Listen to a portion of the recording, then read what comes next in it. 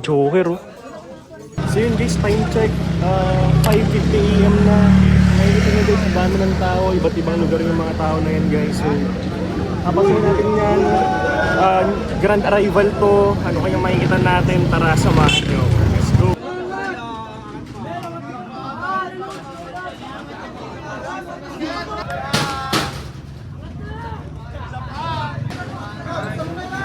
Ayun na, ayun na.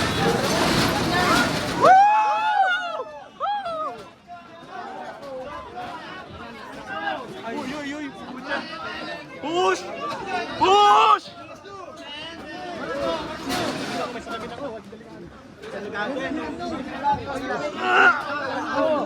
Puta rito so. Woo!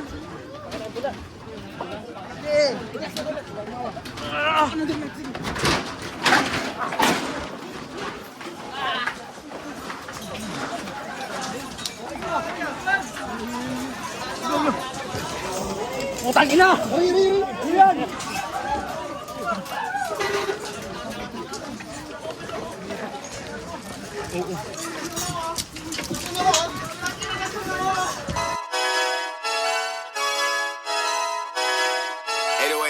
You need me, I never said this shit would turn out easy. Complete me, she play me like Nintendo. I beat her like it's Sonic. Beat up all this chronic, she need me, yes I know this. Diamonds got a lost, my shit glisten, hocus pocus. Bitch, I'm on my shit, probably done if I lose focus. Can't be stuck on lane, shit ashamed that he a new nigga on this money train. Yeah, bitch, I'm shoot for A. So hindi sa walan ng kuryente.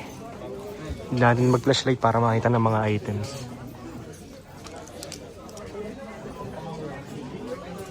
Joker, oh. Solid.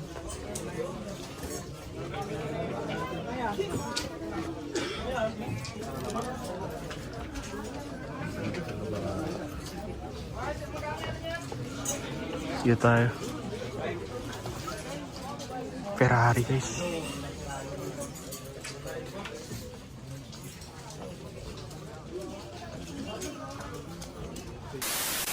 So yun guys, at kakauwi ko nga lang, ang dami kong nabiling mga items, grabe. And siguro nasa 11 items sa ata to, tara isa-isahin natin.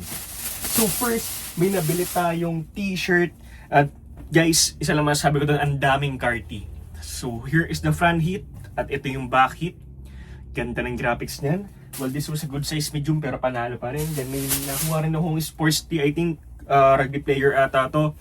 And ito yung pinaka-graphics niya. Hindi ko familiar sa kanya, pero kung familiar kayo, pwede niyong bilhin sa akin to.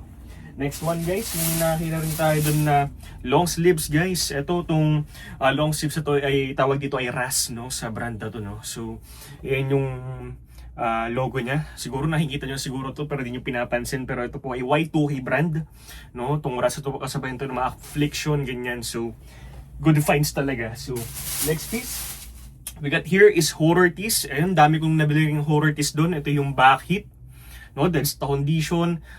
Excellent guys. Haunted Hunt Club Farm. So, puso talaga sa US yung mga haunted house sa mga farm. No, bakit kaya? Ano, siguro dahil sa scarecrow. And malidilim talaga pag mga sakahan.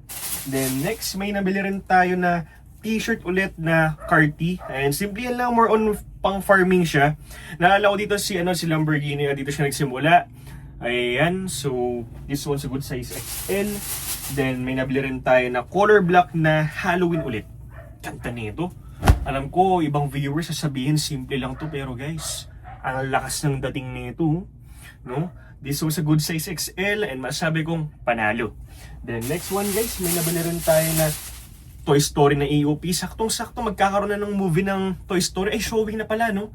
So, bilihin nyo na to. Suotin nyo, panalong-panalo. This one is a good size large on a official Disneyland tag. Then next one, may nakuha rin tayo na, grabe, ganda nito. Nagkaroon ako nito ng Michelin guys. Pero ito para siyang BMW, pero ito walk-in show performance. I'm not really familiar with this one. Di ko alam kung brand to ng kotse. Pa-comment sa comment section kung brand ba to ng kotse. Pero ang ganda lang niya. Ayan, no. Front heat. Then ito yung back. Ito nakita ko talagang di nagdalawang isip na kunin eh. Then meron pa siyang sleeve hit and pang racing. And yung tag nito ay walk-in show performance 2XL siya pero pasok siya sa large eh, no? Let's see, large to XL na yan. So, sabi kong panalo to. Then next one, may nakuha tayo na color green na Carti ulit. Ito, pang farm lang din to. Pero ang ganda eh, no? Ayan, pang construction pala yung Lantier Construction. Ayan, dead stock condition din kasi, well, this was a good size medium. Kung naghahanap kayo ng pang PSG nyo na pambahay, for sure, bagay sa inyo to. Then, next one guys, may nakuha tayo na. Last 2 pieces sa pala tayo guys, no? Meron tayong nakuha na ito, ganda na ito. Marvel. Okay. So we got here is Spider-Man guys. So pucha, ito. Parating na yung movie ng Spider-Man. Brand new din ni Tom Holland. Suot nyo to. Malay nyo maging Black Spider-Man siya doon kasi nagbablock yung mga mata niya doon sa trailer. So Marvel on tag, good size large. Grabe, ang ganda na ito. Kung sa inyo, bilhin nyo na sa akin. Okay, and last but not the least is this one. Ito na yung pinakamaganda kong nakuha sa Ukayan na yon. And grabe, sa IG ko lang napapanood to pero ngayon meron na tayo.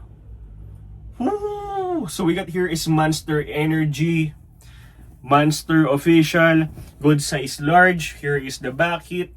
And what I really like about this piece is the sleeve hit, Unleash the Beast. No?